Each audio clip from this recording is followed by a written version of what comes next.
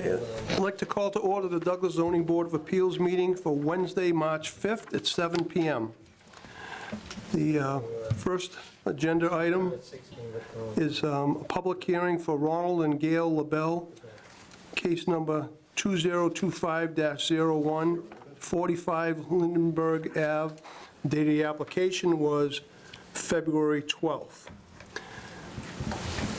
The following notice was published in the Worcester Telegram and Gazette and posted in the Town Hall, and it reads as follows. The Town of Douglas Zoning Board of Appeals will hold a public hearing beginning at 7 PM on Wednesday, March 5th in the Douglas Municipal Center Resource Room, 29 Depot Street, Douglas, Mass. To hear the following application.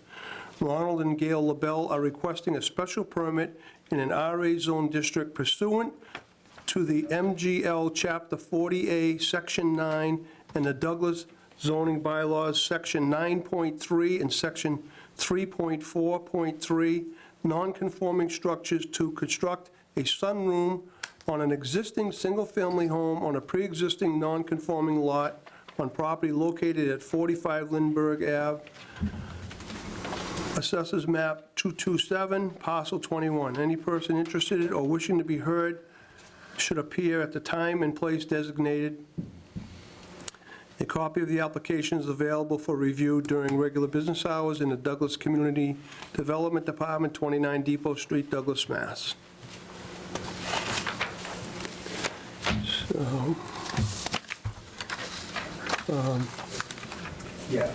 So hearing this case tonight would be myself, Mr. Fitzpatrick, Mr. Palmer, Mr. Forget, and Ms. Bacon, and our alternate, Mr. Stevens, will be participating as well. Participating, not voting. Right. Yep.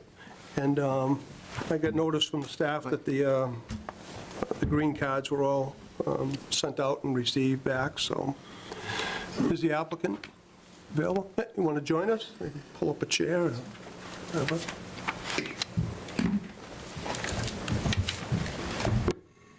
How you doing? Good. Good. So we do have your application, if you want to give us a little rundown of what All your right, my plans name's are. Scott Davidson, and we want to do a 12 by 13 foot addition off the back of the house towards the lake. It was approved by the Conservation Committee. We're going to come out 12 feet from the back of the house, and it'll be stepped in from the width of the house on either side, so it's narrower than the house. So we won't be getting any closer to the property lines on the sides. And in the rear, it's the lake. I think A one-story room on footings. It's the last page of your, yeah. Yeah, I see the proposed addition is actually further from the lot lines than the main house currently is. Correct, yeah. So not encroaching any more than, No, than, there will be a small set of stairs off the side, but those don't go beyond the existing stairs that are coming off the side of the house. okay. Mr. Chairman, I'd like to bring up a, could be called a technicality or whatever, there's two different issues.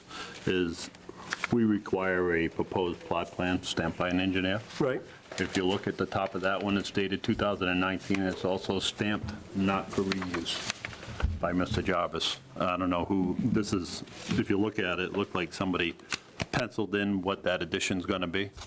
It's not typically what we require when we get an application. yep,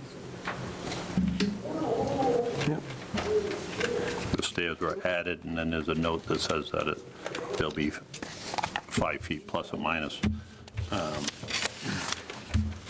It's really not a plan. We get to the decision stage. If it becomes an approval, you don't have anything to reference properly, so. yep, that's true.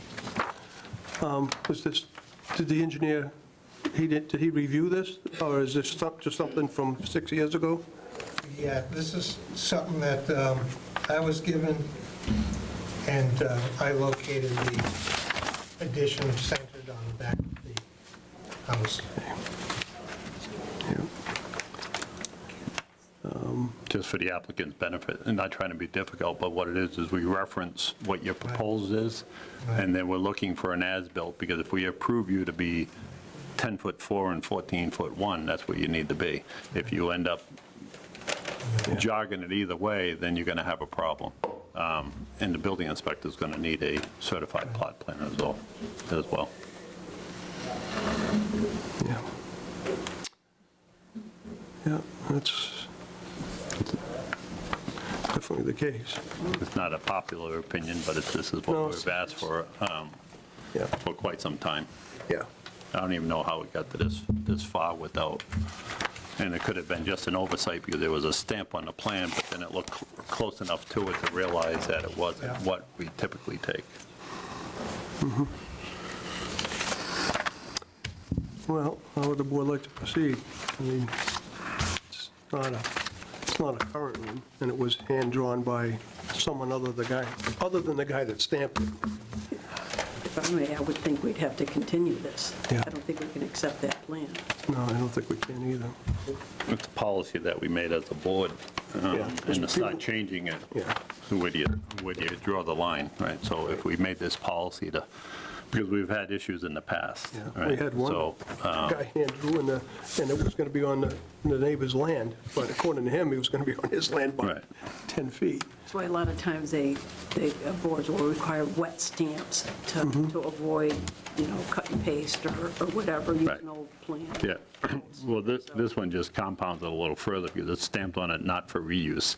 Yeah. And we're reusing it, so it's something I'm not comfortable with, and the board can do whatever they want.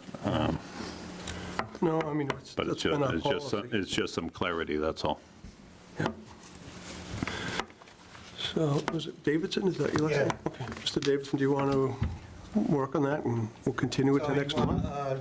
updated drawing? You need an engineer to actually give you a proposed plan, because you're going to need an as-built anyways, so you're just prolonging the agony, right? So you're going to need it. So you need it in order to come before us, but then you're going to need it once the building inspector gets to the point where he's going to sign off on it. Okay. All right, so we'll continue to our meeting in April, first Wednesday in April at 7 o'clock. You got to have him sign a continuance Yeah, if that's and what he I'll wishes just, to do.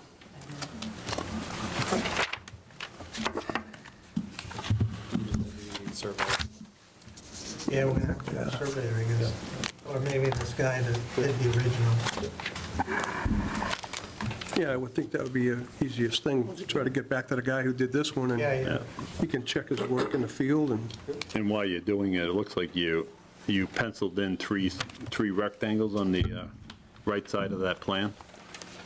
You might as well identify them and figure out where that is. Okay. Yeah, those are, It's going to become part of the record. It's going to resurface sooner or later, so you might as well address it now. steps outside the doors. Yep, but just put them on. Okay. Could you pass that down? Sir, if you could just fill that out, and that, what that's doing is, we're going to vote to give you a continuance, and then you're giving us a continuance of an additional 30 days to make a decision, Okay. Um, which hopefully is not needed, but it's just a, Want a motion on that, Mr. Chairman? yeah, please. Make a motion to continue case number 2025-01 for 30 days or to our next meeting, which is, Do you want my address or the job site address? Property address, I'm sorry. Property address, yeah. Second. Okay, we have a motion. yeah, by- just hold one second. So that would be April 2nd? Yeah, right here, April 2nd. Yeah, April 2nd. Okay, so we have a motion by Mr. Fitzpatrick, seconded by Mr. Palmer, to continue case number 2025 to our meeting on April 2nd at 7 PM. All in favor? Right. Aye. Okay. Here. What number is that? Map, parcel, do you have that on On there, it's on your application. there? Yeah. It's map 227, Parcel 21. 21? Yeah. 21.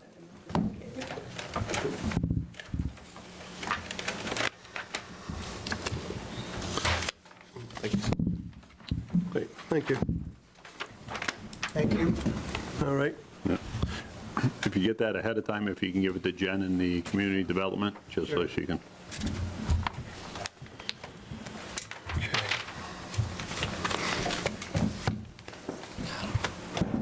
I just want to tell them one more thing. In the event that you can't make that 30 days, just get a hold of Jen and say that you need another 30. Yeah, I should Okay. know as soon as Yep. I contact you. All right, thank you. Thank you. Yep. Okay, the next agenda item is public hearing for Jacob Laniaz, case number 2025-02, 125 Ledgestone Road, looking for an amendment to a special permit. The date of the application was February 11th, 2025. The following was posted in the town hall as well as published in the Worcester Telegram and Gazette, and it reads as follows. Town of Douglas Zoning Board of Appeals will hold a public hearing beginning at 7 PM on Wednesday, March 5th, 2025, in the Douglas Municipal Center Resource Room, 29 Depot Street, Douglas, Mass., to hear the following application.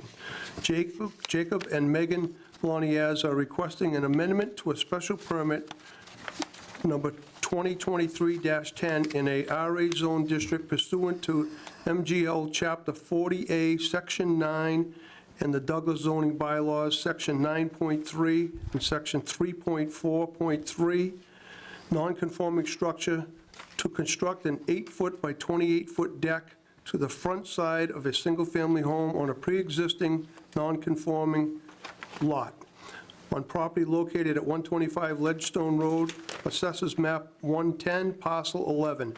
Any person interested or wishing to be heard should appear at the time and place designated.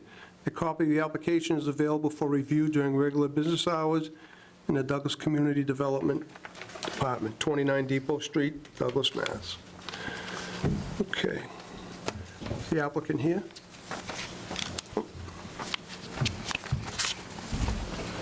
Is that chair still there? Oh. Thank you. Yep. Evening. Jake Laniaz, 76 Manchok Street, Douglas. Okay. And the staff had told me earlier today that you'd probably be looking for a continuance. You were going to meet with the conservation. Yeah, so we went for an RDA, and it sounded like they prefer it to be, NOI. an amendment to the existing, order condition. or Yeah, notice of Right, intent. so- Yeah. Go that route. I should be making next month, so I'm guessing I just have to have everything by the 19th, I think, so Okay. it should be good for the next meeting, which is the 7th, I think. So are you obviously looking for a continuance? Yes, sir. Have a motion on that? Yeah, and if that doesn't work, the timing with conservation, if you can just let Jen know, and Okay. that would be great. Yep, Make a motion to continue case number 2025-02 until April 2nd, 2025. Second, sorry. okay, no problem. Well, I thought he was looking up the date again. No, I had said that. So we have a motion by Mr. Fitzpatrick to grant a continuance, seconded by Mr. Palmer. All in favor? Aye. Aye. All right, we'll see you on April 2nd at Okay. 7 PM. All right, thank you. Can you use this right now? Can I take this back and I'll fill it out and give it back to you? Yeah, if you could just give it to us before you leave, that'd be You good. got Yeah. it. All right. Jake, the same information, if you need more time, then just let Jen know in there so we know to continue it for another 30 days. Okay, will do. Thank you very much.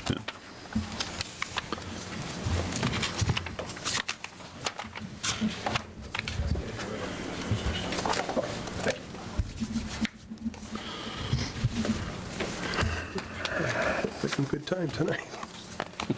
We'll get bid next month. Zipping. Okay, the next agenda item. Sorry, somehow I lost my...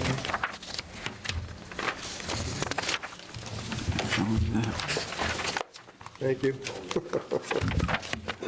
The next agenda item is Public hearing for Stephen Flagg, case number 2025-03, 3 Huff Road, remand from the Land Court, number 24, MISC 000164. Date of the application is February 11th. The following was posted in the Town Hall and printed in the Telegram and Gazette, and the notice reads as follows. The Town of Douglas Zoning Board of Appeals will hold a public hearing beginning at 7 PM on Wednesday, March 5th, in the Douglas Municipal Center, Resource Room, 29 Depot Street, Douglas, Mass., to hear the following application. 7 PM. Stephen Flagg is requesting a special permit in an RA zone district pursuant to MGL Chapter 40A, Section 9, and the Douglas zoning bylaws, Section 9.3, Section 3.4.5, non-conforming single-family and two-family residential structures to reconstruct a single-family home on a pre-existing non-conforming lot on property located at 3 Huff Road, Assessors Map 111, Parcel 44. The hearing will be held pursuant to the Land Court remand order on February 3rd, 2025. Land Court number 24, MISC 000164. Any person interested or wishing to be heard should appear at the time and place designated. A copy of the application is available for review during regular business hours in the Douglas Community Development Department, 29 Depot Street, Douglas, Mass.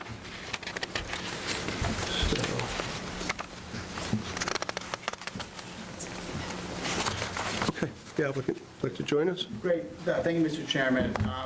Brian Fogg I'm an attorney at Myrick, 100 Front Street in Worcester, here on behalf of the applicant, Steve Flagg, who is with me here tonight.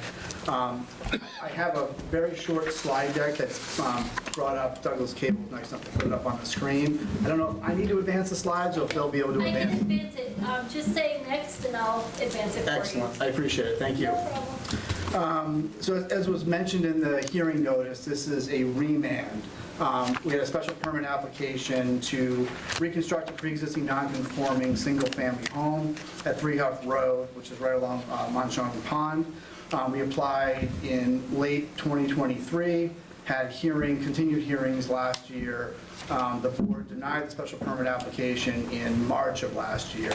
Mr. Flagg appealed to the Land Court, and the parties have had a number of discussions as part of the Land Court proceedings, which resulted in this agreement for a remand back to this board for additional testimony, reopening the hearing. Part of that remand order was that the board waived its contention for purposes of this hearing, waived its contention that the structure at 3 Huff Road isn't a residential structure. So for purposes of this hearing, the board has waived that contention, so I'm going to treat this as a residential structure under the zoning bylaw. And so rather than talking about the nature of the existing structure, I'm going to talk about the existing structure as it relates to the proposed structure and as that relates to the neighborhood, rather than getting into the history of the structure, just to put that out there. And I know town council's here. If he needs to interrupt me, if I've got any of that wrong, no private authorship, feel free, but, that's at the board's, at the board's call. So if we could just go to the next slide, please. Suspense. And board members all have the presentation before them in hard copy. Okay, so this is the property outlined in yellow in context of the neighborhood. We're in the RA district where the minimum lot size is 90,000 square feet. Our lot is 13,000 square feet and change, so it's non-conforming with respect to the zoning bylaw on lot area, which is a characteristic it shares with just about every other lot in this vicinity of the neighborhood. We're about a medium-sized lot in area compared to other lots in the area. So virtually every lot in this neighborhood is pre-existing non-conforming on lot area.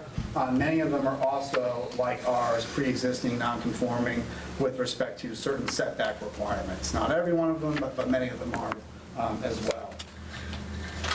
Go to the next slide, please. So this is our existing home at 3 Huff Road. It replaced a historic home that was destroyed by a fire many decades ago. It's been in place unaltered for the last 10 years, so it's pre-existing non-conforming structure.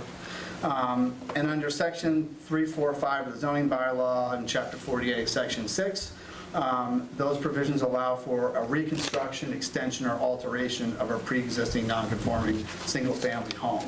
And the case law on that section of chapter 48 allows for a complete reconstruction of this type of a structure, which is what we're proposing. So unlike a traditional special permit or certainly a variance, the board's standard of review for this type of application is a little bit different. It's a little bit of a looser standard, in my opinion. And the standard is the board has to make a finding that the modification wouldn't be substantially more detrimental to the neighborhood than the existing non-conforming structure. So that's the board standard. If it can make that finding that the proposed structure is not substantially more detrimental to what's there now, it's able to grant the special permit. Next slide, please. So this is the proposed structure. This is a rendering from the architectural firm that Mr. Flagg selected. This is not exactly what you would be seeing on the property, but it's as close as we can get to what the image of the property, of the building would look like, replacing the existing home. We go to the next slide, please. Just pop up. Go back one, please. It'll hopefully be the site layout. Maybe it's not working. If not, it's the second to last page in your handout there, which is up on the board here as well. That might not be coming up. We can leave that there, that's fine. So if you look at the site plan layout that's not coming on the screen, but you have before you, kind of gives you the lay of the land in terms of our dimensional issues here. From our perspective, this is an overall improvement from a zoning and a land use perspective. So the new home cures the existing encroachment that goes off the property. The existing structure, it looks like it's a big lawn area, but a portion of that grass area is actually a paper street that abuts the property. And the existing home encroaches over the lot line into that paper street. The new home would be more centered on the lot. It's actually narrower than the existing structure. We're going from 35 feet wide at its maximum to 29 feet wide. We're moving the home outside of the floodplain. The existing home is in the floodplain along the pond. The new home will be more centered on the lot outside the floodplain. As I mentioned, we have an existing 0-foot setback on the one property line along Old Parker Road. That'll be improved to 6 feet. So we go from an encroachment with a 0-foot setback to a 6-foot setback. The setbacks to Huff Road and the pond would continue to comply with the zoning bylaw dimensional controls for setbacks. And then we have a pre-existing non-conforming setback of the existing structure along 7 Huff Road. That will be extended slightly from 17.4 feet to 15 feet. That's with respect to the home. You'll see on the site plan, there are 2 sheds right now that are very close to the 7 Huff Road lot line. Those will be removed. And so we're actually having an improvement. We're going from a few feet from the lot line with those sheds to a 15-foot setback with the new building. A couple of other site improvements I want to raise to the board's attention, which are, again, shown on the site plan that you have. We're adding a 6-foot, row of 6-foot arborvitaes, evergreen arborvitaes along 7 Huff Road. So in addition to removing those sheds, we're putting some natural green screening along that lot line to help improve the view from that property. The new driveway, it's in the existing location, but it's going to be graded to direct stormwater away from 7 Huff Road. That's a comment that we heard, or a concern we heard from the owner of that property back when we had original hearing. That's something we're showing on the plan, grading of that driveway so that there would be no stormwater going off our property onto that property. And there'll be a swale put in to make that happen on our property. We're also putting in a new septic system and a new well. Old septic system, tight tank, is going to be replaced with a brand new system, which should be a huge improvement overall. So we're replacing a, quite frankly, antiquated home that sits across the lot line, and we're building a new home with several site improvements and improving some zoning deficiencies. So the slide you have up there now just shows a couple of other homes in the neighborhood, just to put it in context. So we've got 30 Huff Road, 37 Huff Road, those are a few doors down from 3 Huff Road, our property. Again, two-story buildings, 37 Huff Road is right along the pond. These are both built within the last 20 or so years, so new for the neighborhood. And then we have 12 Parker Court, a few doors down, that's right along the pond, again, two-story building. So it's certainly, I understand there are a number of single-story buildings along the pond, as is the existing structure here, but there are plenty of other two-story homes along the pond. So, from our perspective, the new building at 3 Huff Road would be consistent with the neighborhood, would not stand out. So going back to the board's legal standard for this application, again, it's a determination that the reconstruction would not be substantially more detrimental to the neighborhood than the existing structure. So we assume with this type of an application, we assume that the existing structure, which is pre-existing non-conforming, for zoning purposes, is detrimental to the neighborhood.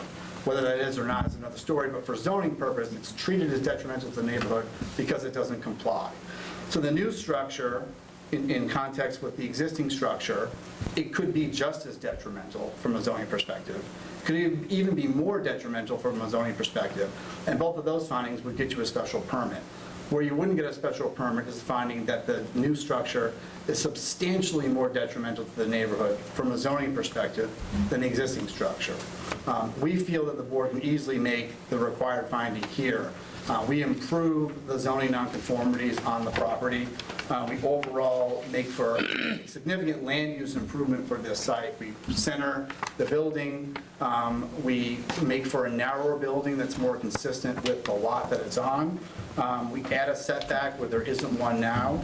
And we provide some screening for the neighbors, in addition to getting rid of some sheds that are right against the lot line. So, from our perspective, overall, under the zoning bylaw, this change is an improvement. It's less detrimental than the existing structure. So from our perspective, we think the board can easily make that finding. So that's my presentation.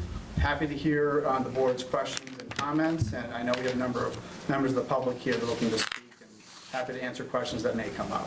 Thank you. Okay, great, thank you. Are there any board members that have any questions or comments on this application? Any comments? Yeah, I just got a question. I just noticed, how come you got 6 foot on one property line, and then you're proposing 6 feet on one property line, and then 15 on the other property line? 6 Repeat feet, the question, I'm sorry. 6 feet on one property, you're proposing a 6 foot property line on one side? Yep. Which is the old Parker Road? Correct. And then you got 15 on the other? Correct. How come you didn't look to kind of center it, I guess, so we go 10 and 10? Yeah, it's just the way the layout worked in terms of topography made the most sense to put it there. That's how our engineer thought it made the most sense to align it. Would more centered work? I don't know, but that's where our engineer thought that was the best placement given the overall grade of the site. It also provides a little bit more room, a little bit more buffer from the house at 7 Huff Road, which currently has 2 sheds right along the lot line, which would go away. Now we're 15 feet away rather than a foot or 2 away, which is those sheds, and it gives us room to put in those arborvitae, so they've got plenty of light on both sides to be able to grow and thrive. Versus on the other side of the property, obviously we have Old Parker Road that we abut. The house at 4, I think that's Parker Court at that point, is significantly away from our existing home and from the proposed home. So I think it was both a decision in terms of the best layout with the lot that we have, but also to provide the most buffer possible for the neighbor at number 7. Okay. If I recall at the previous hearing too, there was, you wanted to run a swale down there in order to keep the water away from the neighbors. That's correct. So you'd have 15 feet to make that swale rather than somewhat less. Correct. Okay. Any other board members that? No. I have Margaret? a question. Sure. This has to do with the remand order in section C. It says, "The question as to whether the existing structure constitutes a trailer is hereby waived by the board." So that means that's no longer an issue, whether it's a trailer or not, correct? I mean, from my perspective, you know, the spirit of the remand order was that that issue is off the table. The board isn't looking at whether it's a residential structure. It's assuming it's a residential structure and applying the not substantially more detrimental standard to that existing residential structure. I encourage you to talk to your own town council, because that's my perspective, but I'm here to chat. So this came from the land court? Right. Correct. So explain that.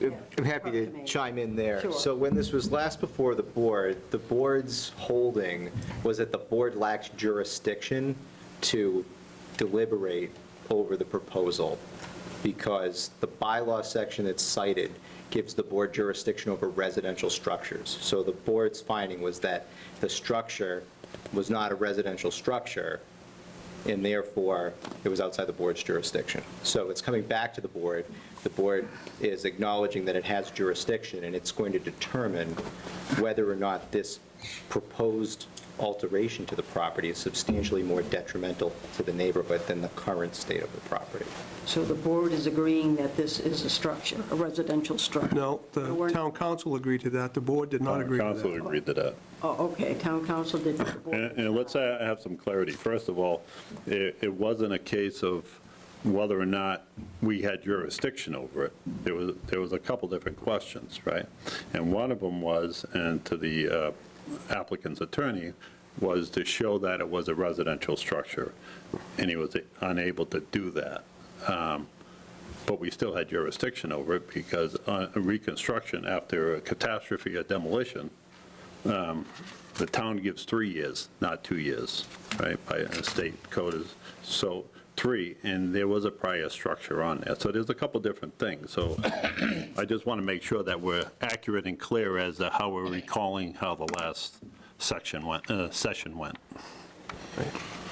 That's true, but just to clarify, Mr. Vice Chair, they're not applying under 3.4.7 for reconstruction after catastrophe or demolition. They're applying to the board under 3.4.5 for reconstruction of a, I know council says pre-existing non-conforming. I would call it lawfully non-conforming because of the amount of time the structure was there. But it does get us to the same place from a legal standpoint, where the board's considering whether the proposed project is substantially more detrimental. Isn't that the same section? No. After catastrophe, if you rebuild after demolition? No, it's two different It's not, sections. okay. Does that answer the question? I'm not quite sure.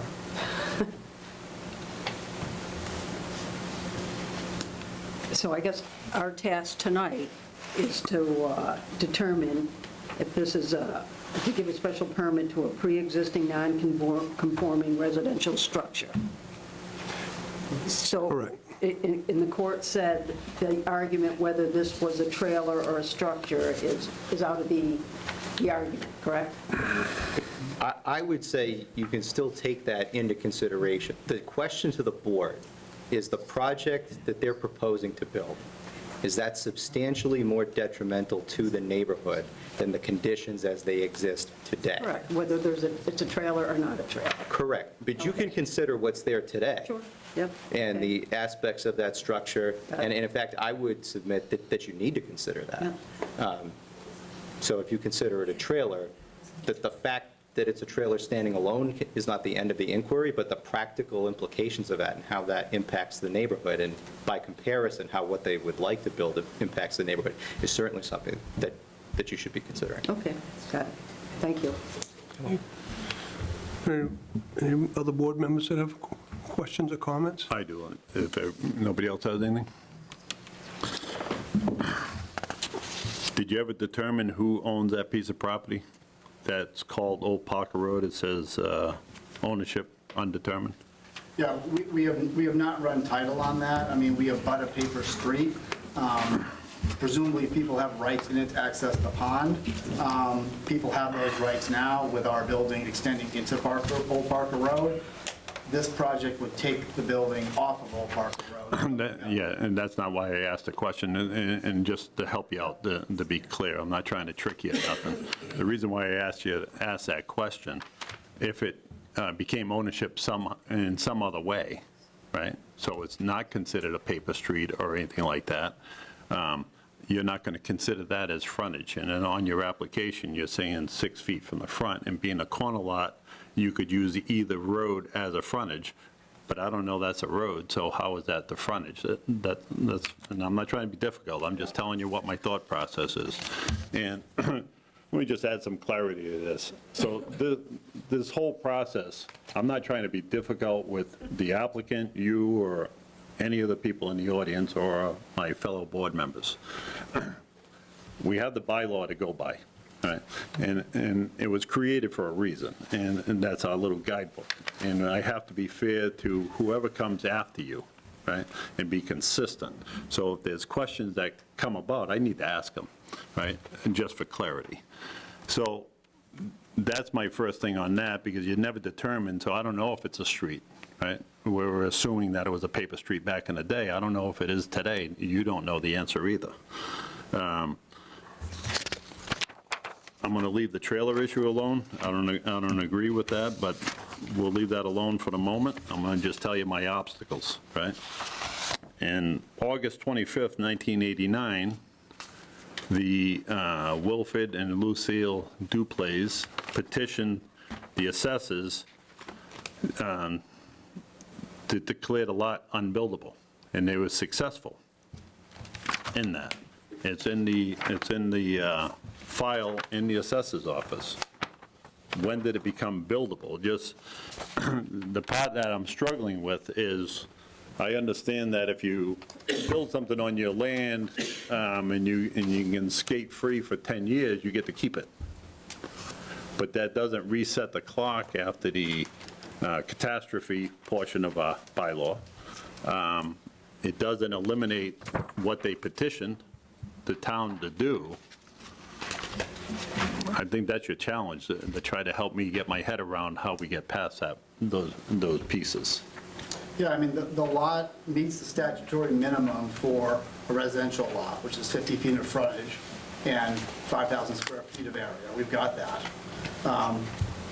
What a former owner asked the assessors to do so they get the tax bill down is not in my control. It's not binding on zoning. It's a piece of evidence that you can bring up, but it's not binding on zoning in terms of whether the lot is in fact buildable. We believe it is, and had a residential structure on it for at least 40 years, and this structure for at least 10 years, dating back to 1984. So if that's how you want to view it, that's fine. Did you say that the structure's been there since 1984? I believe that's when the structure was brought there after the fire. But it's been there for more than 10 years as a residential structure.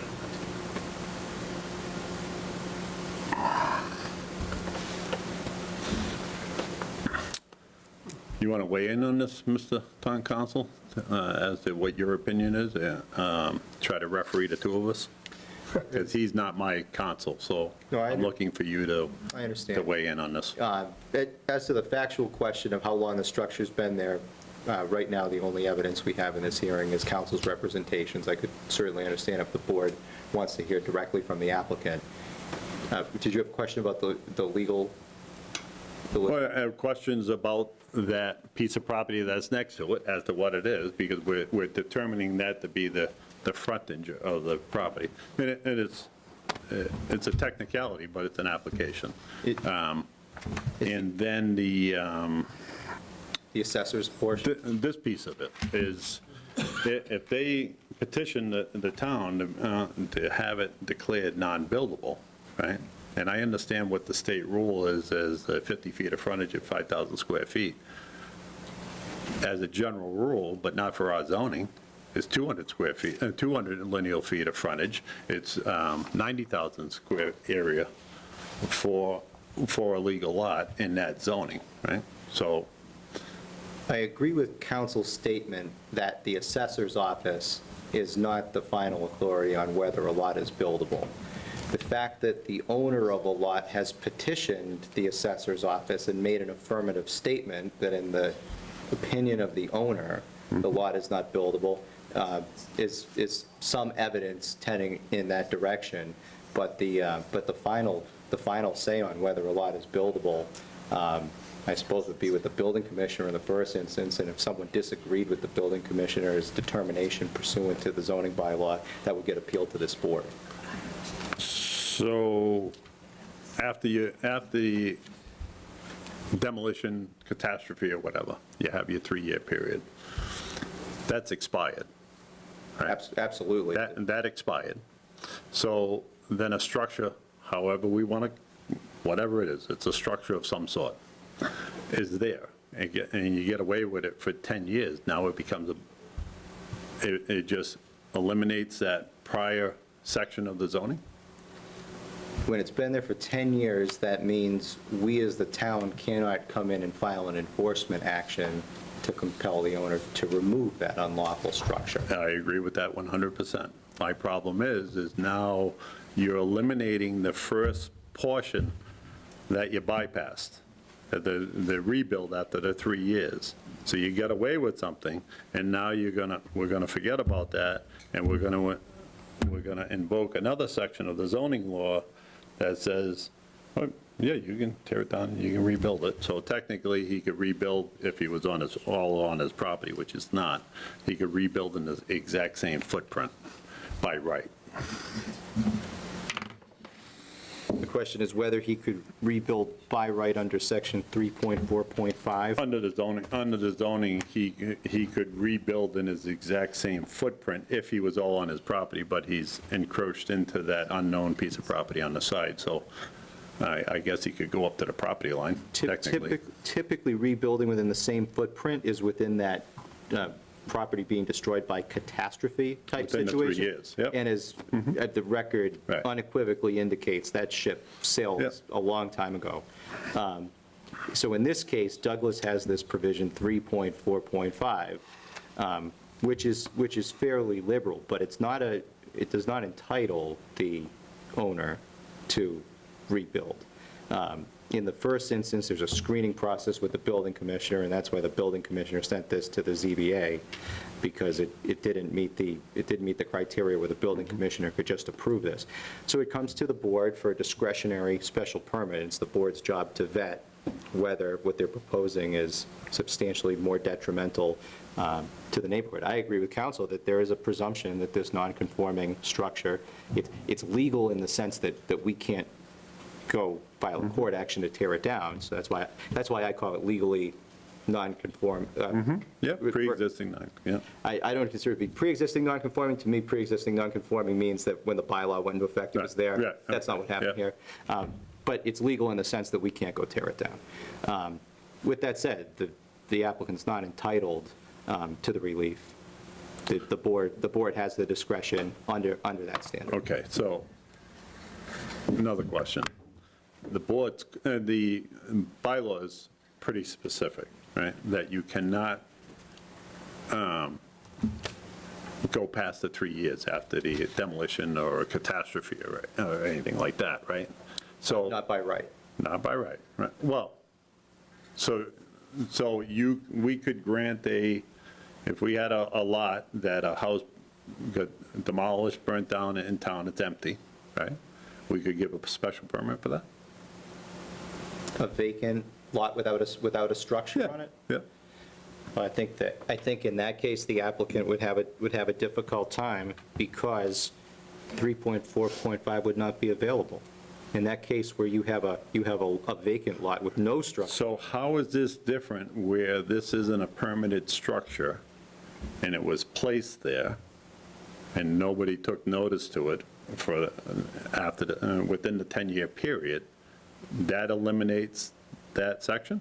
That doesn't eliminate a section, but that creates a potential for this board to award a special permit, whereas with an undeveloped vacant piece of land, the board would not have the ability to do that. That's the difference between those two sets of facts. But it's also different than the vacant piece of land a year and a half after a fire, where that owner can come back as of right and build on the same footprint. So there's three different scenarios there that all play out three different ways under the at least three different ways under the bylaw.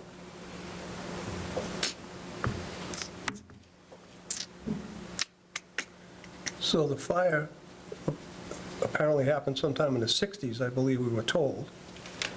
And then there was nothing on the lot until 84? That's, I believe that's what council's telling us. That's all we have in the record at the moment. Obviously, people here from the neighborhood, so. So that's well beyond the 3 years. Right, so they are not entitled to rebuild on the same footprint as that house that was there in the 60s. They would have had to have done that. If it burned down in 68, they would have had to do that. Within 3 years. Within that 3-year window. Yeah.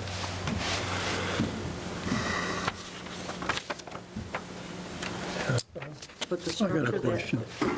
That's a Mr. different section. That's a different section than what's being requested, right? That's exactly right. Yeah. So they're underneath the 3.45, which is not the 3.43, which is the rebuild. The rebuild is 3.4.7. So, Mr. Chair, the existing structure that's there now was placed before current zoning, correct? No. Post. No, it's not. I believe it When did our zoning start, 1970? 66, I think. Was that what it is? Yep. Okay. Ways The back. biggest changes were between 76 to 81. Yeah, but it started in 70. Yeah.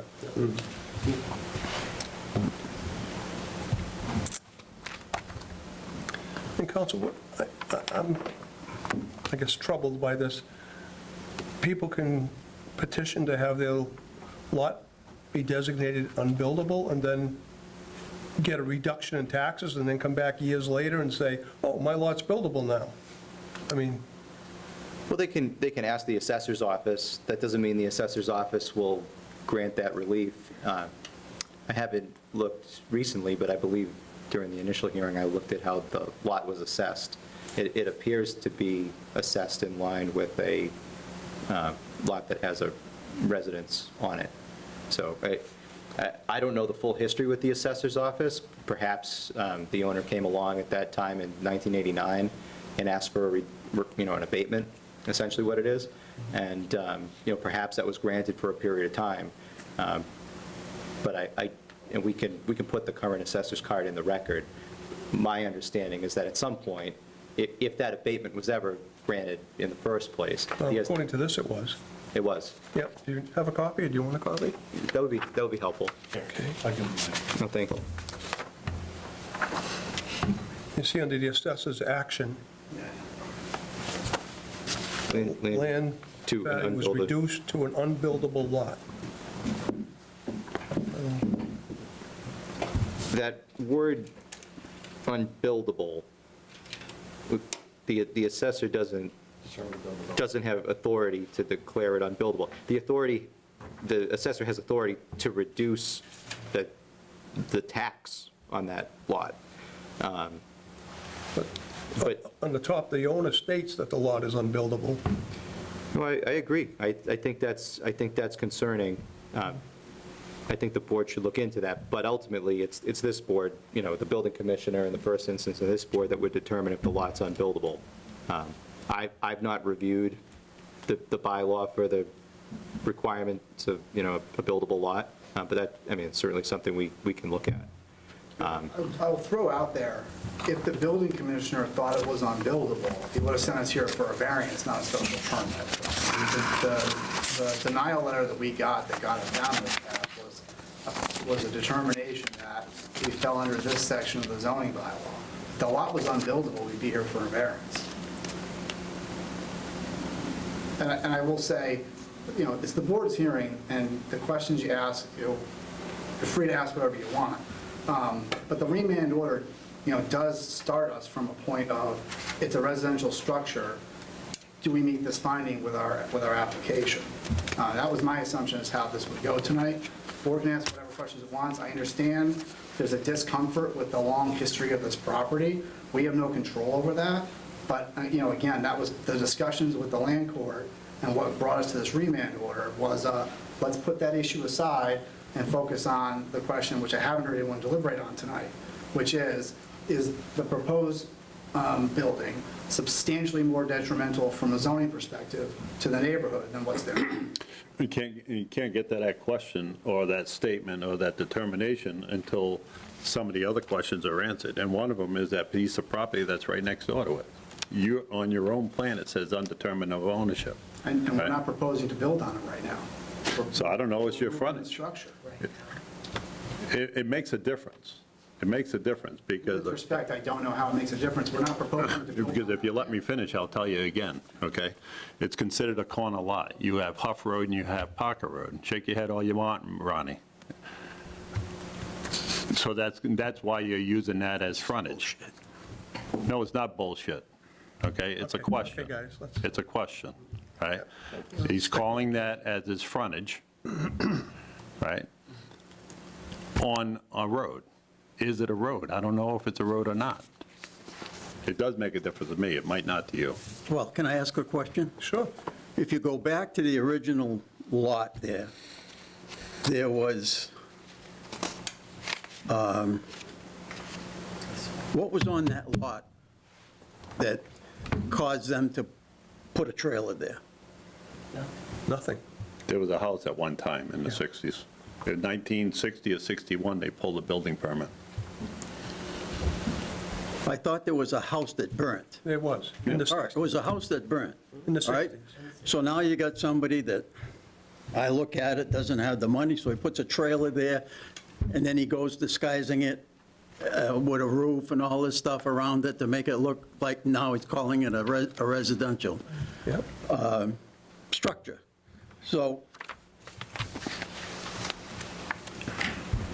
it, for various reasons, all right, nothing could be done at that point in the value that the people had to do that, so they put that there. Now, they want to change that, remove the trailer and build something that was like there before, maybe a little bit bigger, or I don't know. I don't know the difference between the old and the new that was there. And I don't find it, where's the big fault in there? Where's the big Well, fault? he had to rebuild within 3 years, and that didn't happen. Which side is the front of the house? That's in the zoning. So, that begs the question then, if One that, minute, yes. Don't have two conversations going at once. if that begs the question, then can they apply for like a hardship? So they can't, 50 something years after happens, the I mean, the husband dies or whatever, they can't do this now? How would that, It's a hypothetical situation. Unfortunately, the applicant didn't suffer the loss, right? But there's a couple questions that me personally, I need cleared up in order to get to where he wants me to make a decision, right? And I don't think I'm being unreasonable by asking those questions. You may disagree with me, which is fine. We both have our rights to have our opinions on this. But I'm looking for a little clarity. This is a year and a half ago, I asked about that particular piece of property, and we didn't know who the owner is, and no effort's been put in to see if, it could be a paper street, I don't know. I have no idea. I have no idea. We've been using a portion of it for our driveway for decades. And, other properties further down the road also use, that roadway to access their property. So it's being used for roadway purposes. We use it to access as driveway access, the upper portion of Old Parker Road. And we have frontage on Huff Road as well. And I'm not disputing any of that. I'm looking at what you submitted, and it says ownership undetermined. That's all I'm asking for, right? If it's a right-of-way for the neighborhood, then figure it out. It's not up to me to figure it out. Somebody wrote this on here, I didn't write it. You're right, surveyor did. Okay, so, And we're not proposing any structures on that property. But you're calling it your frontage. but what if it's not a road? We have frontage on Huff Road, and we have frontage on portions of Parker Road, where it bends in and continues on to Parker Court. We have frontage along those properties. Or along those ways, I should say. I mean, honestly, I don't think it's relevant. The board seems to continue to avoid taking up whether what we're proposing meets the legal standard, getting hung up on the history of the property, which I don't think is relevant given the remand order. Wes, did you have something to say? Ken? I would just ask one question. We keep going back to the pre-existing 10 years being there and all that. From the building department aspect, there is no permits that have been pulled for any of the work that's been done down there. So how can we verify that nothing's been done in the past 10 years to modify or increase the size of the footprint or anything else on whatever you want to call the structure down there? Has more porches been added? Has something been enclosed? Has work been done on it to alter it in any way? I have no permit applications, no denials or approvals for anything to have been done in there in that period of time. Yeah, I mean, we So bought- they may have put whatever structure pre-existing on there back in 84 or 83, whenever the date was. Regardless of that, you know, we'll go back to, at this point, we're at what, 2015, 10 years to 2025? Has anything been altered from that? I don't have any proof that Yeah, I any. mean, we bought the property in 2021. I couldn't tell you. 2017. 2017. We've done nothing in the meantime that would have required a building permit since 2017. I have no records of it, so. Yep. You know, again, we submitted the application. Respectfully, if you thought that was a concern, you should have sent us here for a variance, not a special permit. But from our perspective, all the information we have, it's been there unaltered for 10 years. And it's a residential structure for purposes of this hearing per the remand order. Les? Just got a question of council. You know, just sorry, excuse me for my newness to the board, but are we, you know, what's before us is the section 3.4.5 non-conforming. Is that the scope for this board to weigh in on and nothing outside of that scope based upon the remand? That's correct. So talking about the fire and replacement and the 2-year, that's really outside of scope. So it's really outside the scope of the original application, Yeah. because they've never come to the board saying that they have an entitlement to rebuild on the footprint of the house that was there in the 60s. They've always come to the board under 3.4.5. So that is the scope of the hearing, the substantially more detrimental standard in the last line of that section, 3.4.5. Anybody else? Okay, if not, is there anybody in the room that would like to make a comment or have a question about the application? Ma'am? Hi, I'm Noelle Costa. My husband David and I own 4 Parker Court, which is right next door to the Flags. Let me start off with the road in question. Since we have owned our property since 1999, except for the Doe Place, the Flags, and me and my husband, nobody has done one thing to help maintain it, to cut the grass, to plant flowers, to prune it, to rake leaves. It all blows into my yard. The peninsula that goes out into the water, again, until my husband had the heart attack, it was us doing it. Thank goodness Kevin Beckford has stepped up to help do that. So the road in question, I don't know who owns it, but I can tell you who's been maintaining it. I can also say that the Flags are outstanding neighbors, and since my house is right next door between the road and theirs, I would love to see something other than the trailer in question there. If people are opposed to the beautiful house that they have, because it does look a little bit bigger than what I was told it was going to be, great. But I can tell you what's there is a detriment, and this is going to bring in more tax revenue and up the property values. And I would ask also, my conjecture is the next step is going to be litigation. I would hope that my tax dollars would not go toward that for something that's going to beautify my neighborhood. And yes, I have a vested interest since I've been looking at a trailer all these years. And I can tell you, I've asked for an abatement because our road is despicable. They would not give it. So I am shocked to hear that somebody actually did that. It's unconscionable, I'm sorry. Thank you for your time. I do appreciate it. Thank you. And I ask, again, please consider from a tax standpoint, my guess is this is going to get escalated. Is it really worth it when this is going to beautify the neighborhood? Thank you. Thank you, ma'am. Anybody else? Ma'am? I'm Dawn Wilson, I'm at 11 Huff Road. I have a couple of questions. The 1 year from last year when you denied the permit, I was under the understanding that it was a 2-year before you could re-up or come before the board again. So is the remand an interruption in that? Is that why we're here a year after and not 2? Yeah, well, this is the first time I've been involved in a remand, but both councils went to court, and this agreement was drafted and sent back to us, so I'm...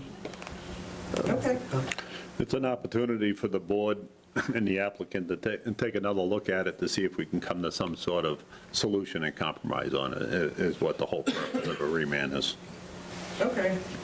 So the repetitive petition that you're referring to about the 2 years doesn't count on this, because it's still an ongoing case.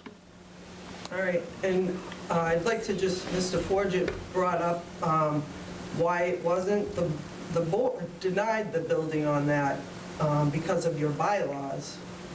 When he brought up his question, it was the Douglas board that denied the building between 1984 and 2000 or whenever, that they couldn't build on the lot when he brought up this question, so. I don't think it came before the town to get denied during that period. There's nothing that I've seen in the record that would indicate that. Town council or the applicant's council could confirm or deny what I just said, but I don't see any evidence that they came before the town to try to get a permit at any point. Correct. Oh, okay. Thank you. Okay. Anyone else? Is that like to accurate, speak? Ken? Sorry? There's no record on Stuart it. Snow, 25 Huff Road. I live 3 houses down street. I guess it's 3, maybe the 4th. I have a 2-story side of this house, so if anybody is in disagreement that that house is too big, mine is 3,000 square feet. I don't know how many square feet that is, so. All right, that's, I have no problems with what they're trying to build. Okay. Ma'am? Becky Laramie, 17 Huff Road. You did have a question about the right-of-way.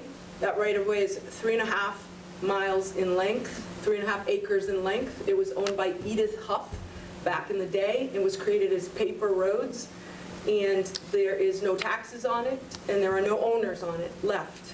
I did a great search through deeds all the way back to find Edith, who passed to her children, who then passed to their husbands, and then it just dissolved. I asked the town for help on that, and they sent me to an attorney. So that particular paper road is considered a right-of-way, and we all have rights to it, and it is on our deeds. It is a right-of-way, it is a road, a paper road. So just as because I had done all this research, I paid all the money, so I figured I'd use it here. As for this house in question, I personally feel it's going to increase the beautification of this particular area. Whatever the other things are here at the board, it's going to be a pretty house. And they're going to make a nice swale, so the water's not going to go anywhere. And, you know, it's take away those nasty old sheds. I mean, the sheds are in terrible disrepair. They're kind of ugly. And I just think it's going to make it so much nicer. We're going to have a new septic. I can't imagine where their septic goes now, because it's an old one. So I just think it's going to be way better for our little community. And I'm fully on board for it, and I really hope that they get an opportunity to build a pretty house. And I just hope my taxes don't go up because their house makes my house worth more money. So just putting that out there. Can I get a variance or something or whatever to lower my taxes? I kind of like that idea. I learned that. So anyways, this is a great house, and they did a lot of work to make sure that the water didn't go anywhere, and I think it's going to make it really pretty. So Okay, thank you. I agree. Anybody else like to speak? Okay, what is the board's pleasure? I guess we have some, The woman in the back. oh, ma'am, go ahead. Hi, I'm part owner with my husband, I just need your name for the minute taker. Dawn and Marilyn Closak. Okay. Klock. Thank you. We own the property adjacent to the flags on the west side. Now, half of the time when you're talking among yourselves and you're experts at what you're saying. That right-of-way was listed, and I have a map from 2021 where it's private. It was always considered a private right-of-way to give access to people in the back to the lake, whether they wanted to bring a boat down or they wanted to swim there. It's not a big area, but it was always considered that, and it's listed as a private right-of-way. There's another one further down Huff Road that's open to the people in the back on Huff Road. We have the property adjacent, and on the waterfront, we have a 50-foot waterfront west of the property that Flag owns, and that he wants to build it. My question is, the bottom line, is Steve Flag, in order to put that big house there, does he encroach on the private right-of-way that allows property owners in the back to access Manchog Pond? Okay. According to the plans that were submitted by his engineer, the existing does go onto the right-of-way, but if he built this the way he proposed it, it would not encroach on the right-of-way. The structure wouldn't So approach, the only it's thing that does is a different than driveway. the 2021 map that we were received. Is that correct? How, and he doesn't own the property, he didn't purchase the property on Parker, is it Parker Road? I don't know if it's, I think it is Parker Road. It goes up to Huff Road, which you take the right on.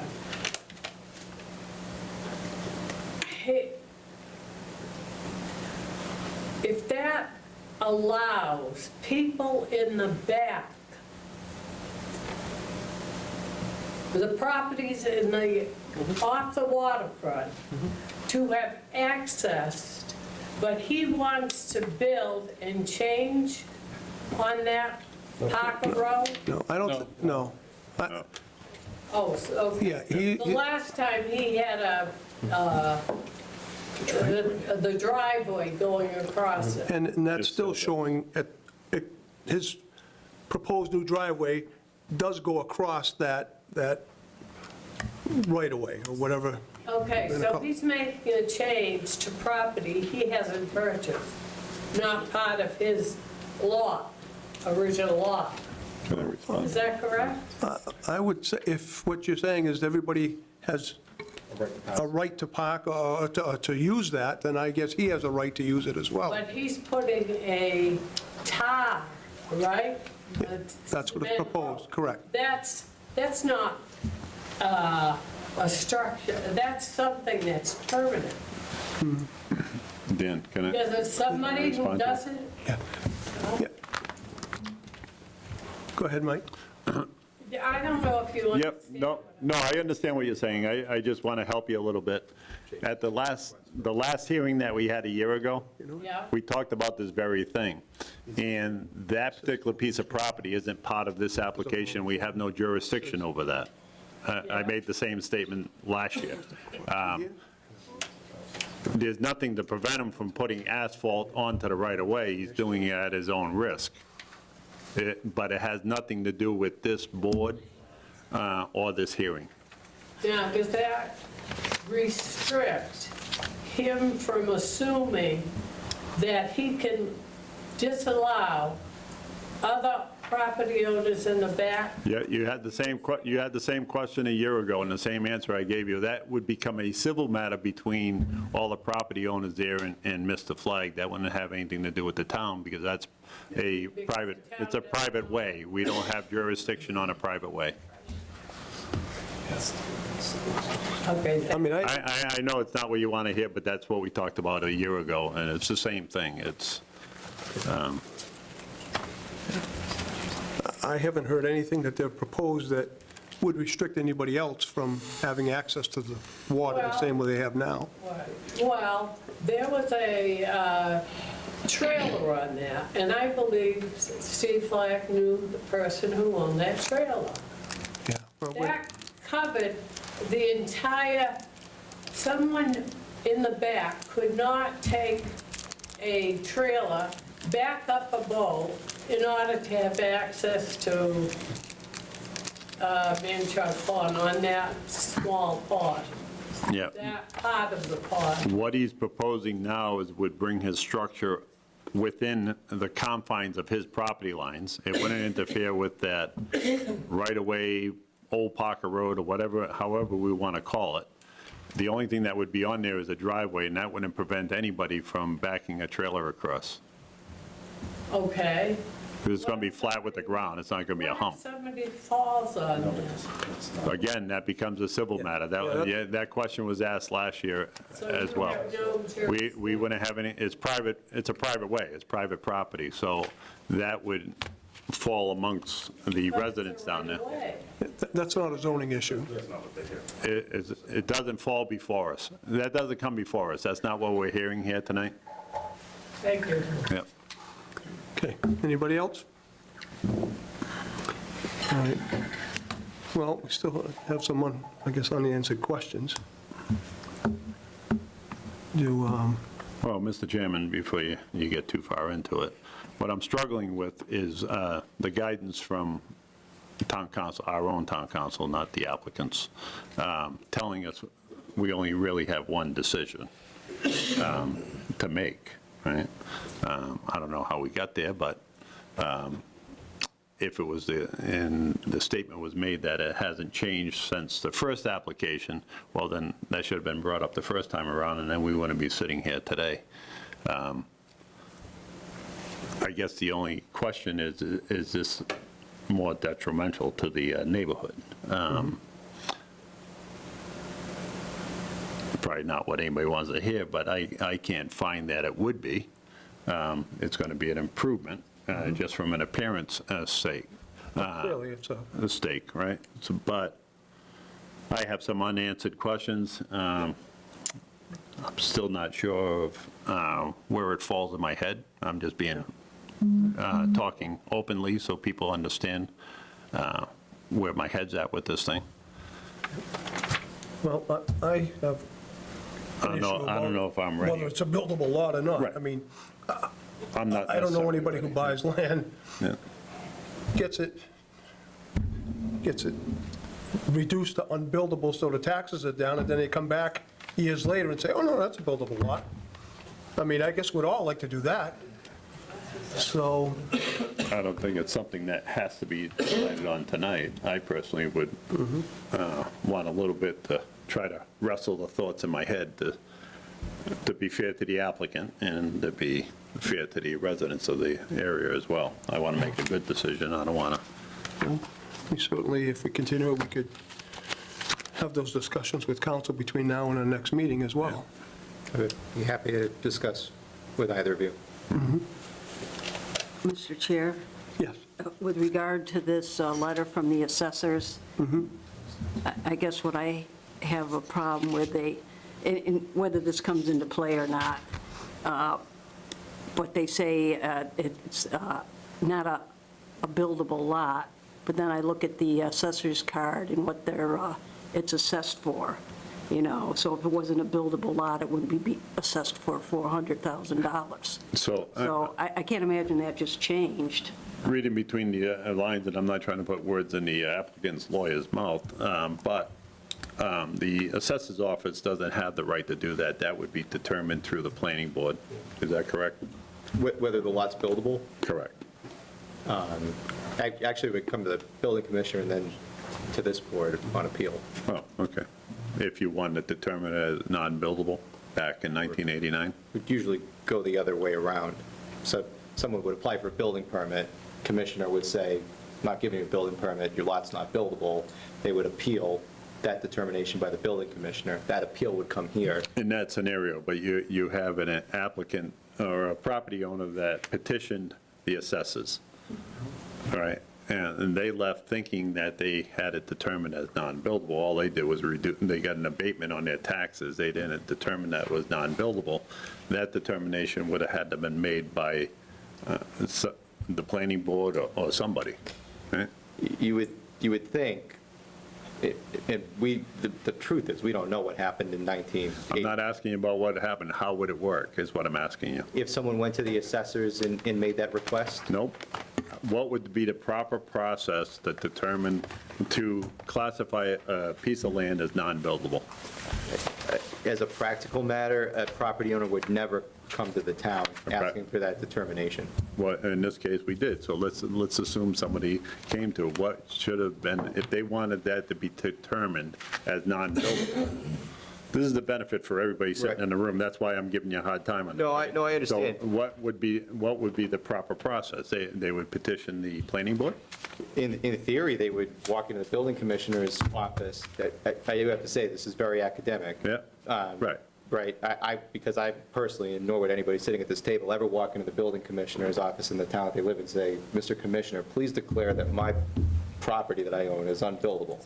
But that would be the answer, based on the fact that it's over the 3-year period, and that's what they wanted to classify it as. He could make that determination, to generate a letter, and it's a done deal. Right, what that person was trying to do, they were trying to get a break on their taxes. No, I get it. They were saying whatever they thought they had to say to make that happen.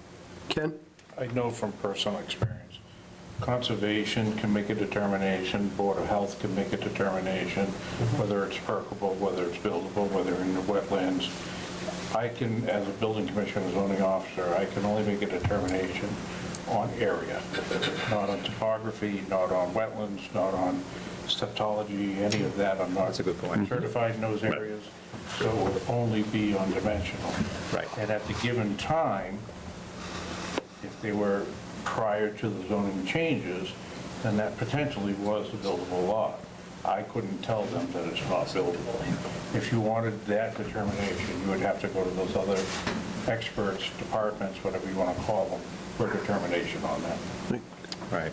So for the record, I was assuming that the basis of their assertion was dimensional, which is why I said building. But you're absolutely right. If there's resource area that goes to conservation and right down the line, that's absolutely correct. So a lot that won't perk is non-buildable? Yeah, I did Can't get a successful through all perk. that stuff they just said, I did get my answer. So if it's after the 3-year Not period, necessarily. the building There's already official a would tight determine that it's tank not on there, they'd buildable. put another tight tank. That's right. Now, if you don't mind, I have quite a bit of experience working with some of these, I call them the lakefront properties, lake properties, the old rural lakefront properties that are on the private roads. A lot of these were developed in the 40s and the 50s, not only just in Douglas, but in other towns too, that they were meant for seasonal cottages. And they weren't meant, back then for full-time homes. And that's why they were all private roads, these small little cart roads. And then obviously today, they're prime real estate, so that these cottages, and a lot of them weren't just cottages, they're mobile homes, and even down there in I took a ride down to the neighborhood on Huff Road, and there's a couple of mobile homes, other mobile homes down there. And what people used to do is, that's all they could afford, and then they would just build up on them, build out, build porches, build roofs, and then they become a structure. So it's, I don't think one size fits all in this situation. It's a little different. You got all sorts of different types of houses down there, cottages, mobile homes, larger homes, capes, and but that's what happens when these lakefront properties start to get developed. And it's all on a private road, and the private road's in terrible shape, I know, because it's private, and the town's not supposed to maintain those roads, but, so that's kind of how I see that. Good, yeah. Go ahead, Jim. So the way I see it is the fact that if it's based on whether the property is going to be detrimentally damaged by the house, I don't see how it is, okay? It isn't. On top of that, we invite all these people that live around the area to come in and give their feedback on how they feel about it, because sometimes that sways as to what's done in the area, correct? Well, pretty much everybody that's here tonight is not against the home. That's not how we make our decision, by what they think. But the fact of the matter is that I can't understand how this would hurt the area. It's going to have a new septic system. It's going to have a new well. It's going to have a new home further away from the water. Yeah, the driveway is extending into that road. Maybe you don't pave that section of the road. Maybe you call your frontage Huff Road, so you don't have to go with that 6-foot line and that 35-foot line, whatever that is. But I can't see how this is going to hurt the neighborhood or anything else. I only see it as a positive thing for the neighborhood. Yeah, it might make some of your values go up, unfortunately, but it also may make it easier if you guys decide you want to do some building later on. You already have something to go back to that was passed, so that's my opinion on it. Okay, Jim. So the only thing that, listen to both Margaret and Jim, the difference on this particular one is the fact that the original house burnt down in 60s, 70s, whenever it was. I see it. We're going to finish on the board, and then we'll get to you in a minute. Great. Yeah. I already motioned to you that. I recognize that you're speaking. I raising your hand. recognize it. Yeah, yeah. It needs to be done. Yep. I'm not going to listen to the same thing over and over again. I won't be saying the same thing. What's different with this one is it was that catastrophe portion of it. And part of the struggle is because you got away with it, now you restarted the clock, right? So I myself, I'm not ready to make a decision tonight. I would like to sit on this for 30 days, potentially talk to Steve, to see if I can get around the thoughts that are in my head, right? I've already made statements saying that I agree, it's an improvement, right? But somebody that we're not supposed to be talking about the trailer according to somebody's opinion, not mine. The neighbor stands up and says that she can't stand looking at the trailer, right? So if we're not talking about it, don't bring it up, right? You're only making it worse because it's not helping. It's hurting more than it's helping. But anyways. Do you want to make a motion to continue? Well, did you have somebody else that had a? She's already spoken. Sorry, But I have okay. something else to say. I would just. You haven't been recognized, ma'am. Okay.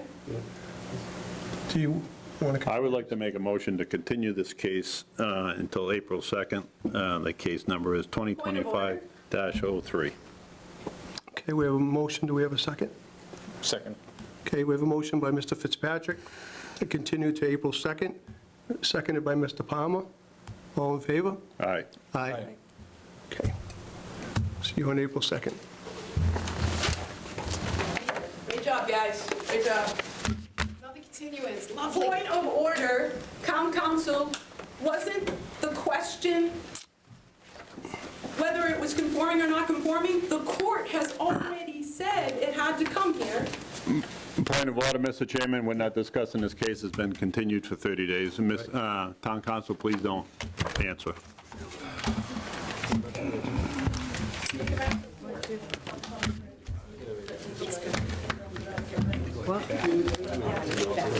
We want to, is that April moved, Ronnie, did she ever move that? just for clarity, I just need to get my head around it. So, I just need to get my head around it, so don't take it personal. I'm trying to be fair. Too long, too long. That's your Yeah. opinion, right? But I'm entitled to Come on, mine too. come so. on, come on. Okay. You want, Yeah. Tim, do you want to take a break? I got these. I'm just waiting for them. I don't want to be caught in the hallway. All right, we have, Excuse me, everybody. Can we take it out in the hall so we can continue our meeting? Thank you. Sorry, Dan, but I'm not bashful. we have a, What was that? we have an I'm not invoice bashful. here we can pass around. Be signed.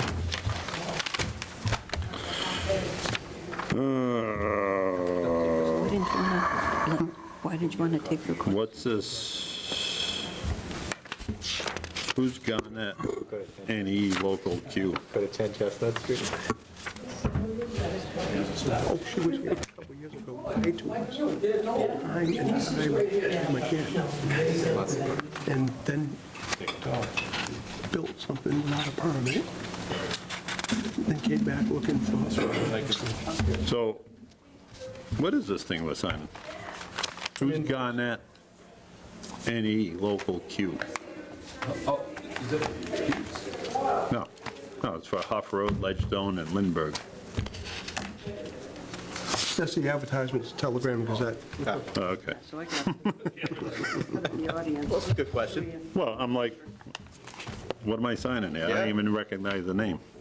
Don't want to sign stuff that you don't recognize. I'm going to put his name down. Apparently, I don't.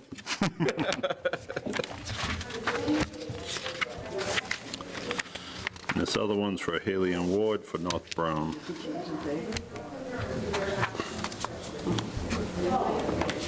Need your signature there, Mr. Chairman.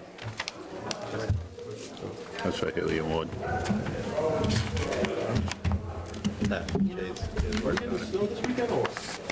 Supposed to get rain tonight.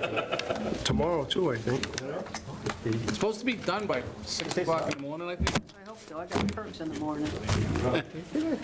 First time we've perked in months. How many more days ice fishing? I haven't part been of my with you. driveway the other day. I live right there. Bust up the regrind, it was frozen. Oh. That sucks. Luckily, my tractor did it. I'll bring that over. It's burning 3 whole days already. I gotta go hit the bathroom. All right. I can walk it over. All right. We're just going to take a 5-minute break. Are we coming back? It's a good Yeah, Jim's. little recess. Doesn't matter at this point, right? We got Those need to be another signed. one coming? Yeah. Oh, all right. You pause that for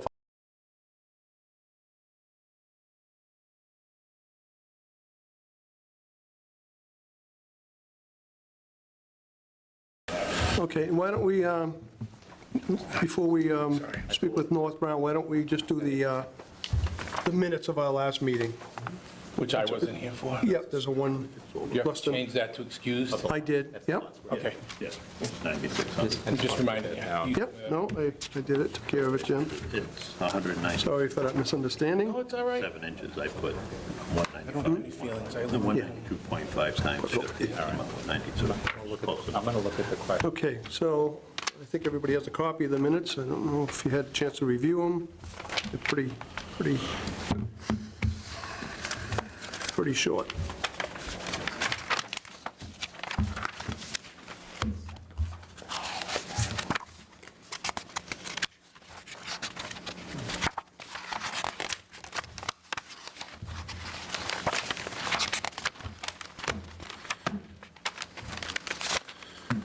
Neil's not going to come back. He's on overtime. Yeah, don't say that, you'll get Ed twitching.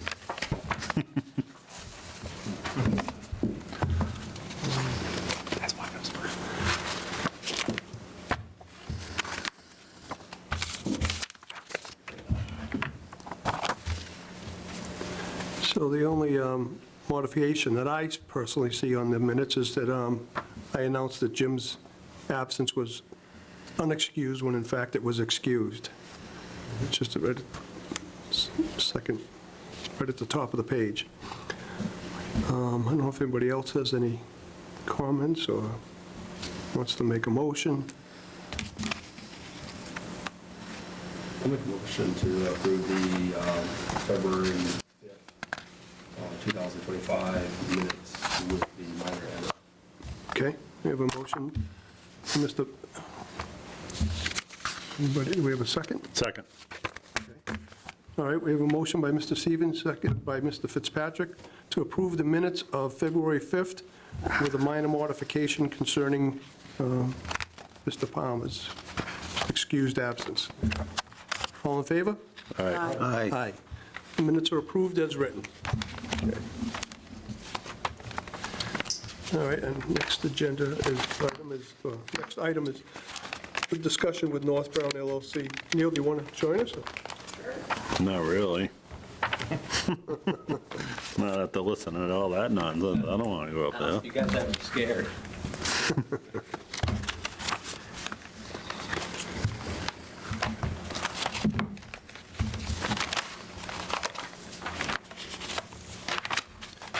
All right, so I guess we're at that stage of the project that some bonding's got to be put in place, and we did discuss it last month briefly, and the board had some concerns about things like the paving quote. I'm going to assume he's not charging you prevailing wage, but in the event the town had to do it, they would have to do it. So that was one of the items we were looking to get adjusted to include prevailing wage. And we had some other thoughts about, there are a number of incomplete things up there as well, some rather small, some not so small. So I guess we'd probably be looking to get that bonded too, and we were going to get our town engineer, Doug Bush, is that his name? Yep, he's up there. Chair, just to let you know, he is on. Oh, okay, great. Yeah. Thank you, Doug.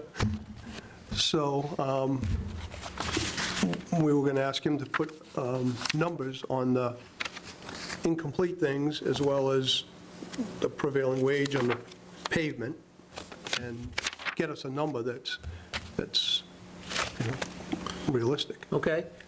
Question I would have is, what is the scope of work for those items? Our comp permit specifically states that the top coat's to be bonded, not miscellaneous items. Well, just my perspective, and there's been items that have been on that list for 8 years or more. They said, well, we'll take care of it at the end, we'll take care of it at the end, and the end is almost here. In all fairness, Niels, what Dan's referring to is there's some of these items, and this isn't your folder, don't worry.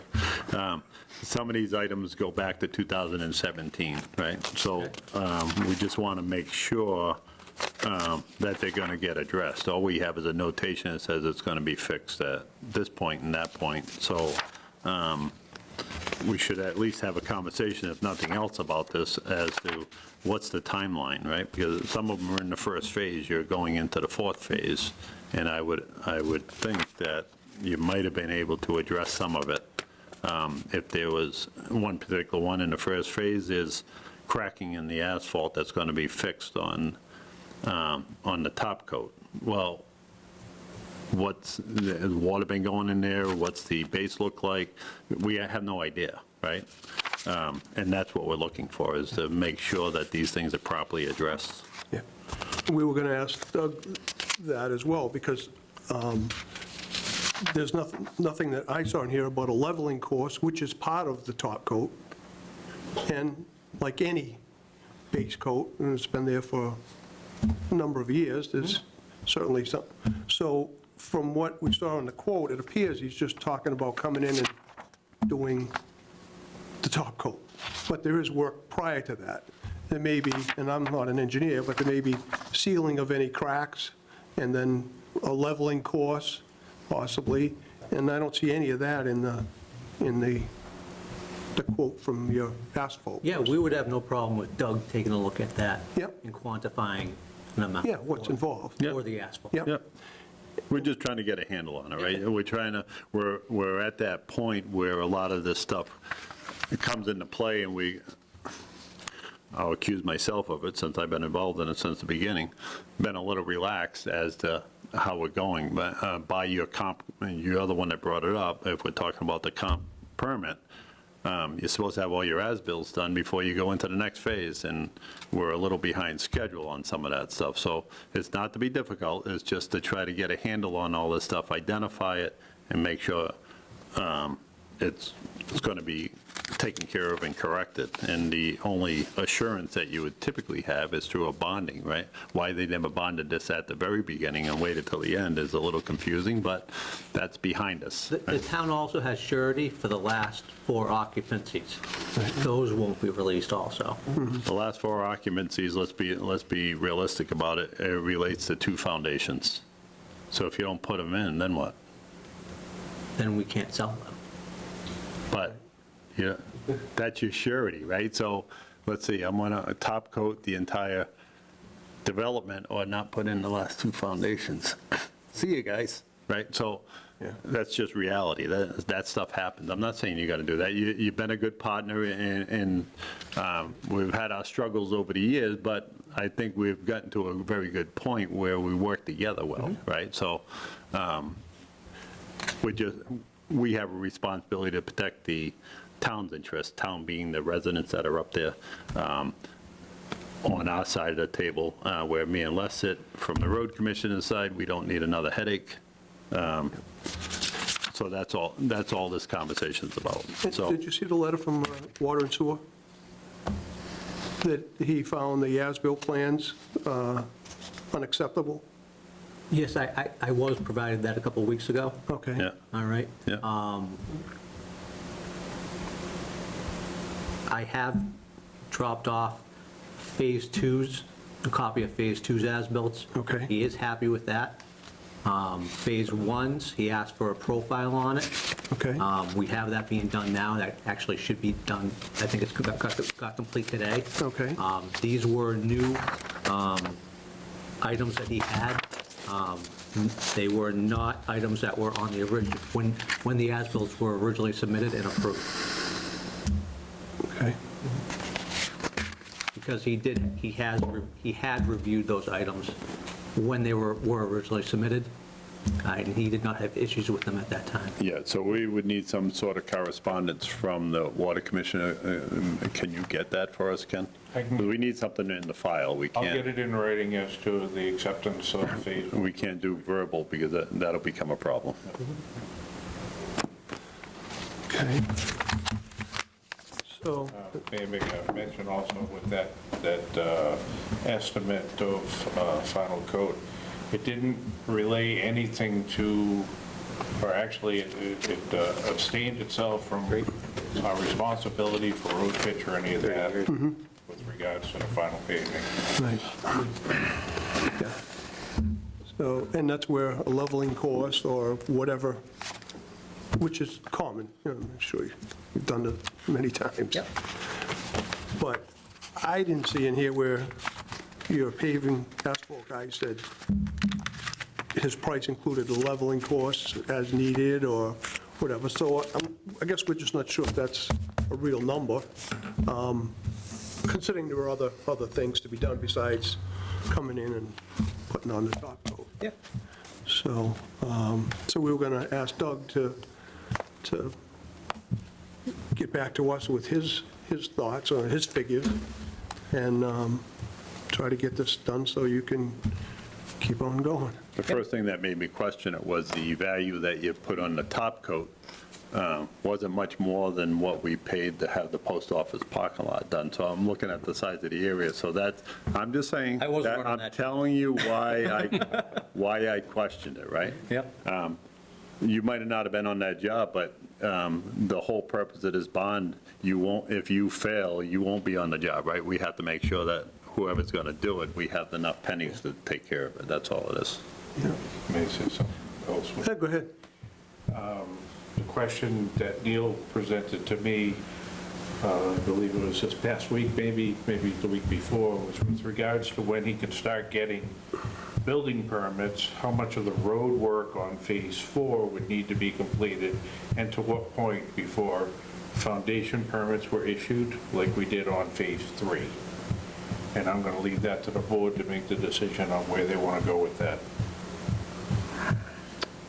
I know on Phase 3, what fire was requiring was the ability to get rescue vehicles in and be able to turn them around. So I think the first, on Phase 3, there was, I'll say 4 foundation permits issued for the start of it, with the understanding that there is accessibility for that fire department / rescue to be able to get through that site without being in the perils of being stuck on a gravel road or something like that, if I'm not mistaken. In Phase 4, well, the difference, one of the differences is that the bonding is supposed to be in place prior to building there. That wasn't the case in Phase 1, 2, or 3. Correct. So, It was more of a life safety issue with regards to accessibility by fire rescue should something happen up in that area. how many foundations are there in the last phase, Neil? 16. 16? Yeah.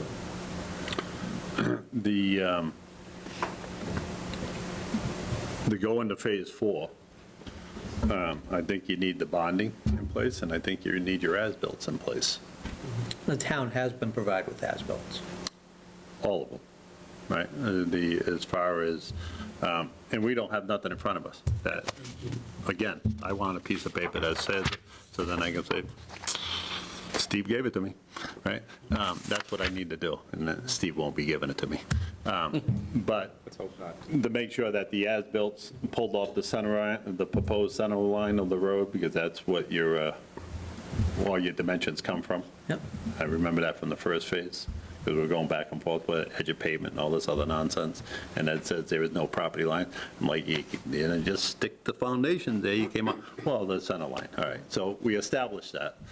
So we need as-bills to make sure that that's correct, and you need to satisfy the water and sewer to make sure that they're fine on the infrastructure that you put in Phase 1, 2, and 3. Well, I'll talk to Bob Sullivan, I'll also meet up with Ken. We have, the water and the sewer has been approved for all 3 phases. Yep, and I've asked the building commission to get that for us, right? So if you brought it here tonight, it would have been a lot easier, but I want to make sure that we have something for the file so we don't pay Steve overtime in another day. But that, And then Water and Sewer also asked to have our engineer on site during the pipe laying of Phase 4. yeah. I would, Mr. Chairman, Les has something, but after that, I would like to hear from Doug Bush to get his Go ahead, 2 Les. cents on it. Just for clarification, the bond is going to include all the outstanding items should, like, things cease, let's say? Well, we're going to have to get some guidance from town council, Yeah, as the exactly. applicant has, or the representative of the applicant pointed out, that's not part of the comp permit. But if we're pulling that card out, then we're going to pull out the whole deck of cards, and if we're going by the permit, we're going to go by the whole permit, right? And that goes right down to as-built and all the other things that are in line with that permit. The reason why I'm referencing that is just because, you know, in a standard subdivision and stuff like that, you know, the applicant would put forward that bond and get bond reductions and stuff like that as things get completed. Let's say if there's items that were left over in Phase 1, you know, bushes or whatever else, you know, to be planted, and then they could get the bond reduction as they go and close out some lingering items through the Phase 1, Phase 2. Yeah, the planning board would do that in a traditional subdivision, but this is far from traditional, right? So we just have to be And that's careful. actually what we wanted back in the beginning, but As I stated in previous meetings, I don't want them to do any more than they have to do, but I want them to do what they're supposed to do, right? But if we could get Can I, before you go to Doug, just one question? That'll fall in with what you're going to ask Doug to do with regards to the as-built. I don't know that they were showing center lines of roadways in that development. Well, this is what I wanted Doug to weigh in on, instead of us trying to play expert. He's the engineer, that he can weigh in and tell us where we stand. Is there areas of that he is still looking for or concerned about, or is he happy with everything? Yeah, I mean, I have, obviously, I've reviewed the 3 as-bills. The as-bills are the infrastructure. I mean, the houses are on there, or the units are on there, but the infrastructure is what we were looking at. At least that's what we were given. So there was no center line on those the as-bills that Neil had provided us. So for the bonding, are we looking at just, I just want to get that, I just want to make sure we're clear. We looking at just the top coat as well as any shimming that may be needed to get completed, any repairs that need to be completed, in addition, anything that's left on those list, on that list that I provide?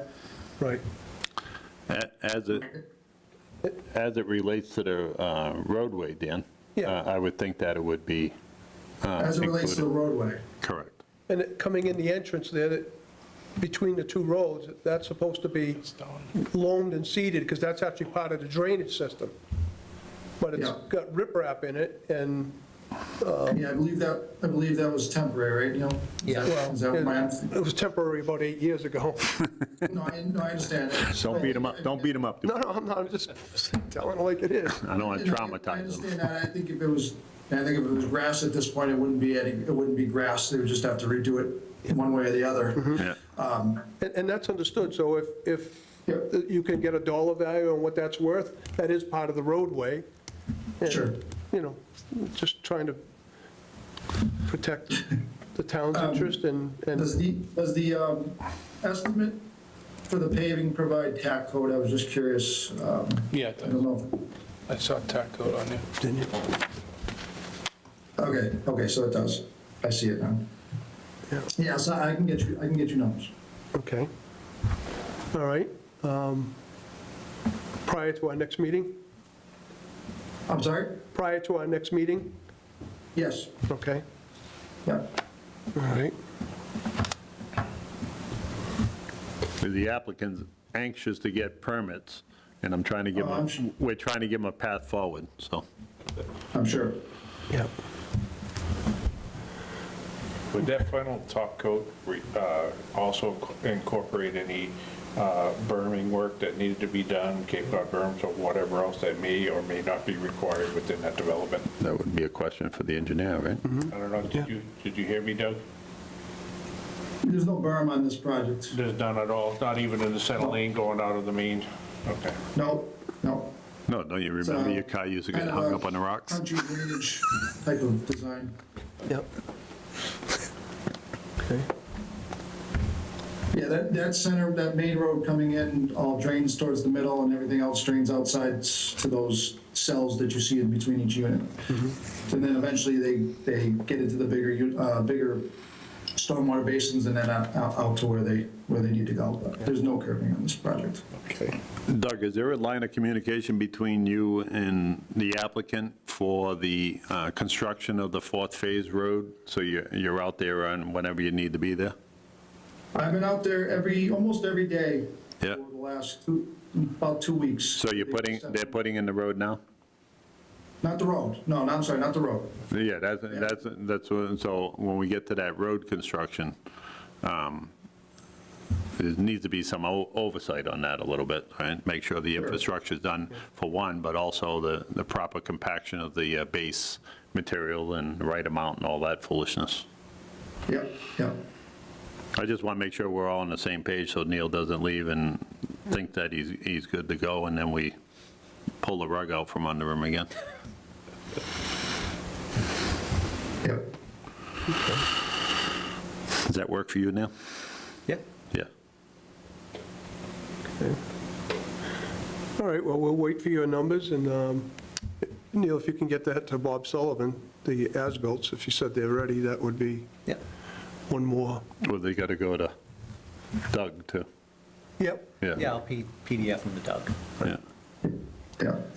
And I'll be out there a couple times the remaining Thursday and Friday, take a look at what they're doing, and while I'm out there, I'll take some measurements just to confirm everything's, for the estimate for that top coat. So. Doug, do you communicate with Bob Sullivan, our water super?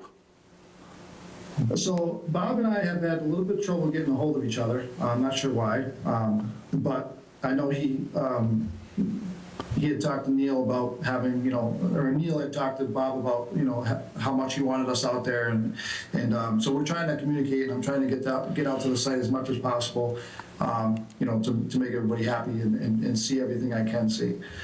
So I'll give Bob a call tomorrow. I've given him a couple calls and haven't gotten a response back in an email and haven't gotten a response back, so I'm not sure yet, but. I'll help you facilitate that communication tomorrow, because I think it's critical that you speak directly to our water and sewer superintendent to make sure we're all on the same page. I don't think it's proper that the applicant is trying to relay information from our department head to our engineer. And we do have a memorandum here, Doug, that says the water and sewer systems manager is requesting that an engineer be on site when pipe is placed in the ground. Sure. So, I don't know if he means every length. That's. Well, that's something we can, I can talk to Bob about how much he wants me out there. If they've, because there is some difficult digging, with the top frost layer there, and slowing them down. So it's, they might get 2 or 3 sticks in a day, which, is fairly slow. But I've been out there to, like I said, every day, and I've been able to see either a sewer service or a sewer main, and then compaction afterwards. And I've been pretty satisfied with the, how their construction methods have been going. So. Okay, it's good news. You taking photos as you go out there, Doug? Yes. All right. Yes. Thank you. I actually have, I have reports for each day. I'm a little behind, and I will provide those. No, that's fine. The only thing I'm looking for is if you have anything of concern, bring it to our attention sooner than later. But if you're happy with stuff, well, I'm not overly stressed over reports. I've been talking with the contractor, W&W, the foreman out there, and making sure all the slopes are correct and confirming all the elevations where they need to be. So everything currently looks good. They're about halfway through with the sewer at least. So, we'll keep doing what we're doing for now. So. Thank you. Great. You have any questions at all about this? No? No, thank you. Okay, great. All right, thank you, Doug, and we'll look forward to receiving your information. Hopefully by next meeting, we can get you running. So we'll see. great. We'll see what happens. So To the board. I also had a conversation with Neil with regards to, I believe it was you, Mr. Fitzpatrick, that brought up the fact of the affordable versus the market rate versus the profitability and the cost on the project. yeah, that's part of the permit. You have to At the end of the 6 do some sort of bookkeeping to show us to make sure that you're not making too much money. Yep, no, we're working on that currently. Yeah. Okay. I did look at the I think you're allowed 20% profit, after actually. the 60th unit they were supposed to have supplied it. Yeah. But we've gone Yeah. by that. Yeah. But, as I stated earlier, we've been a little relaxed, but it's time that we gotta, as painful it is, get up to speed with everything to make everybody happy. I already stressed Steve enough. I don't have to give him more. Thank you. All right, I don't think we have any other business We all tonight. good with Doug? I think so. Thank you, Doug. Okay. All right, thank you. Thank you. Thank you. Thanks, All Neil. right. No, thank you. We don't have any other business tonight. I Entertain make a motion to adjourn. Second. Okay, we have a motion by Mr. Fitzpatrick, second by Mr. Palmer to adjourn. All in favor? All right. Aye. Meeting's adjourned at 8:59.